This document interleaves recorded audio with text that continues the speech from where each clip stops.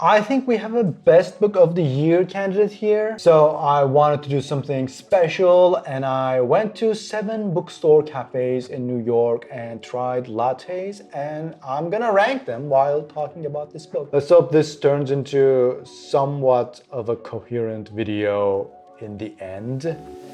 Legends and Lattes is a book about an adventurer, Orc Viv, who stops adventuring and decides to open a coffee shop. She sees a cafe in a town where she was with her crew, and she's like, you know what? That's what I want to do. So there's no magic system or complex plot or anything like that. It's an orc opening a coffee shop, making friends, founding a new life for herself. The author is Travis Baldree. He performs the audiobook himself. He also performs Cradle, if you're familiar with it.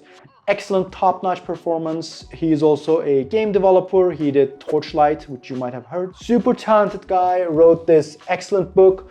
Honestly, I don't have anything bad to say about the book. I wouldn't change anything. It is kind of a rare thing on this channel, I know, but here we are. The version I have is the self-published paperback version. I checked the Strand's website and it looked like they had a hardcover. I know there were a limited number of hardcovers, so I was excited to get it. It was expensive too, it was like $35, but I was like, to hell with it. But then they canceled it. Apparently they didn't have it, so got the Amazon paperback. But Tor acquired the rights for this, so I think there will be a new version in November.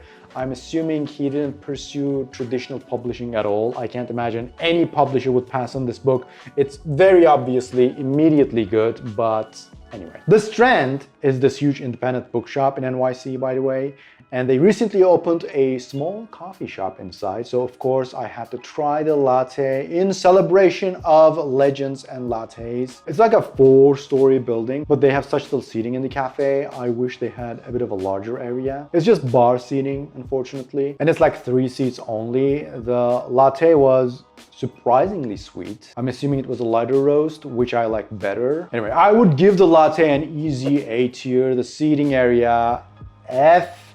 And the bookstore itself is an S tier store, and it has a bathroom, so if you're around and need a bathroom, the Strand is where it's at. These are all iced lattes, by the way. It's so hot already, I can't deal with hot lattes. But the book has that kind of progression too, so even though there's no strong overarching plot, there's constant progression, and one of the ways the book achieves it is by adding new menu items. So they end up adding different drinks and different pastries. I guess minor spoilers since there isn't much plot, but it's not that kind of a book. It's really the experience of reading it that is important. So there's this pastry chef called Thimble.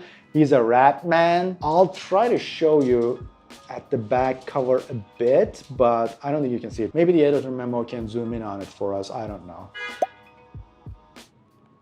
But cute little rat boy, and he makes these things that resembles a cookie.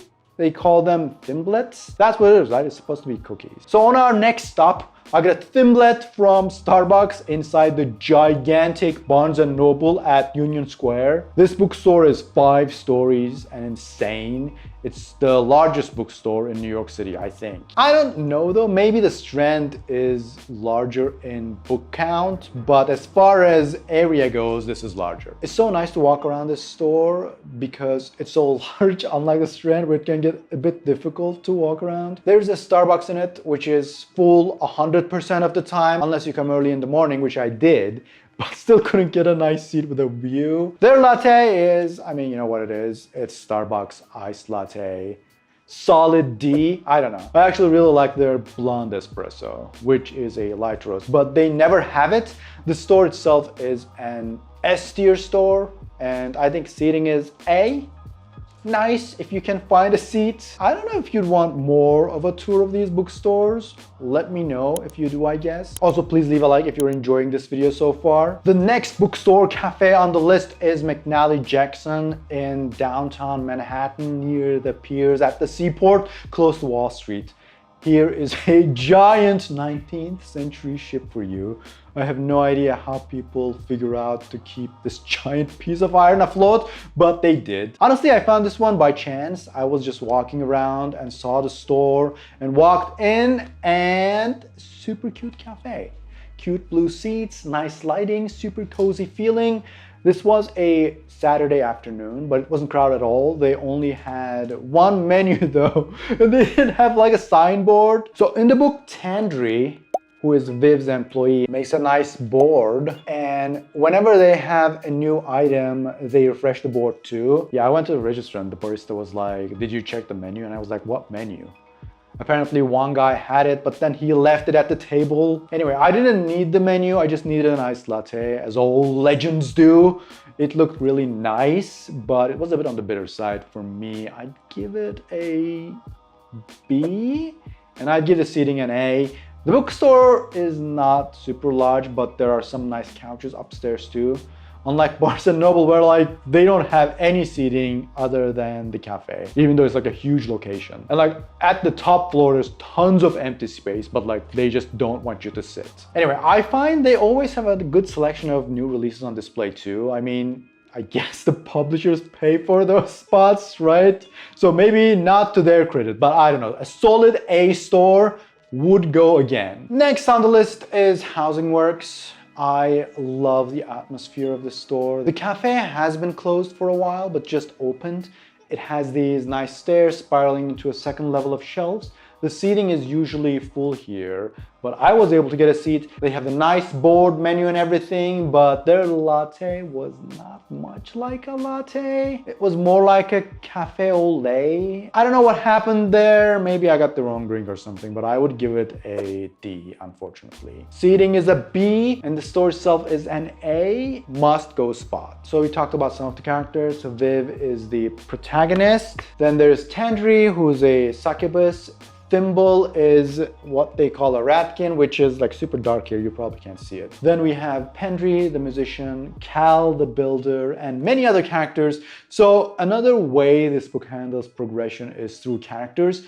It keeps introducing new characters in new situations, and they're all wonderful to meet. They all feel like they have stories, but the book never spends time telling you their backstories, which I really like. Their personalities come across, and no one would tell anyone their life stories the moment they meet, but I reckon we'll learn more about them in future books. Travis Baldree says the next book will take place in the same location, but will focus on different characters. I don't know what to feel about that, but I'll trust him, I guess. He says he wants the audience to be able to start reading any book on the series, so that's fair. Okay, so today I want to do something a little bit different other than the bookstore cafes thing. So there is regular croissant, and then there's chocolate croissant. When I say chocolate croissant, I mean regular croissant with chocolate in it. Why is this not possible? And to show you that it is possible, I'll show you irrefutable proof. As you can see here in this image, Thimble's croissants are just regular croissants with chocolate in them. If Thimble can do it, then why can't you do it? Pastry chefs. Who's like a famous pastry chef? Dominique Ansel. What is Dominique Ansel doing?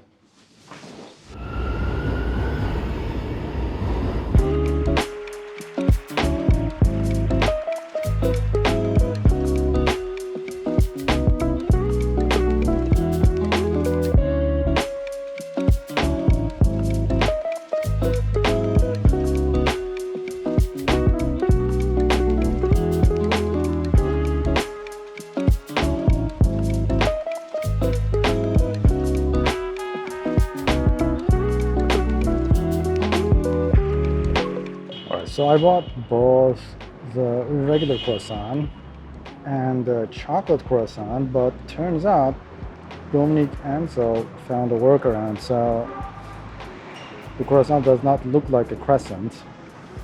So they kind of resemble each other in shape a little bit more, but still not quite. Yeah, so I want whatever is in this to be in this one.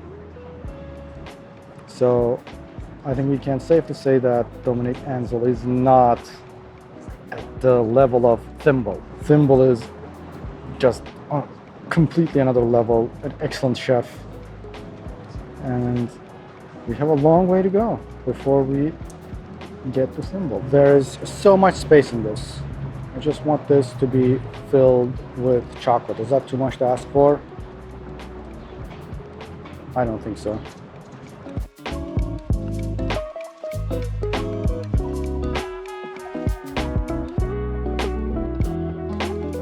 So definitely try their croissants. They're pretty epic, but honestly, I want a bit runny chocolate, just like Thimble does. It might get messier, yes, but I don't know, it was a bit underwhelming that they had such a thin layer of chocolate, even though their chocolate was pretty good. But anyway, after this quick detour, our next stop is the Drama Bookshop, owned by a guy you might have heard of, Lin-Manuel Miranda. So as the name implies, this bookstore mostly have books related to dramatic writing. So plays, musicals, films, but there are some others too. It has a lovely design. It has these pillars of books spiraling around. Super cool. It has some real nice seating too, but it's pretty full. There are some seats at the back, but they're also full. So I could barely sit. Their latte was okay. The milk was a bit too fatty for me. So maybe go with skim if you go there. I think I'll give the latte a B. I'll give the seating an A because there are some nice, inspiring spots to sit down and write if you can get a seat. The bookstore itself, I think I'll give it an S because it's specialized and you can't find a lot of these books in those larger stores. They also have a Tony Award. How cool is that? So thanks Lin-Manuel for saving this shop. It was about to close during the pandemic because they weren't able to pay rent. I can't imagine what the rent is. It must be on the tens of thousands level. It's Midtown Manhattan. Moving on to Shakespeare and Co. This is their Upper East Side location. I had never been to this location. I usually go to the Upper West Side location, and that one is much nicer, but also that one never has empty seats. People are there 100% of the time. This one was kind of empty. Their latte was decent, let's say a C, and the seating is also a C. The bookstore is small and cute, nothing to die for, so I'll say a solid B. And the last location is Book Club. This is such a unique place. It's a cafe and bar and bookstore, so you can actually get wine or something and take a nice seat, buy a book, enjoy yourself among books. I actually went there earlier and it was so crowded, there was no seating. So I went to get lunch at Katz, got an insanely expensive pastrami sandwich, but it was pretty large. It is a tourist spot. It's the sandwich shop from When Harry Met Sally, where Meg Ryan faked an orgasm, that scene. They have photos of celebrities who visited on the wall. Thankfully, it wasn't ridiculously crowded. But anyway, after lunch, I went back to the book club and found a seat outside. They have nice outside seating too. Their latte was pretty good. Dare I say an A? Seating is a bit too cramped. Bar seating is tough even when there's an empty seat. The seats are so close to each other. But the atmosphere is nice. I'll say B. And the store itself is cute, small, maybe a B too. I don't think I'd go there just to buy books, you know? Alright, that was it. I hope you enjoyed it, but why am I going to bookstore cafes to get lattes? I could go to tons of excellent cafes in NYC. The obvious answer is, well, because this is a book, but hold on. I'm trying to make a point. I know Travis Baldree said he'd go in a different direction in the next book, but I'm still hoping for a real Legends and Lattes 2 taking place in the coffee shop again. And because there's so much progression in the coffee shop itself, I think the next natural progression is to add books to the store. They should hire a print guy, even print short books and sell them at the shop. Maybe Tendry starts writing, I don't know. Legends and Lattes Bookstore Cafe. Give this to me, Travis Baldree. I need it. Anyway, that's it for this one. Here are 2 other videos. I don't know which videos I'll put there. Maybe just random. Please check those out. And maybe give this video a like if you watched all the way through, or dare I say, subscribe, and I'll see you next time.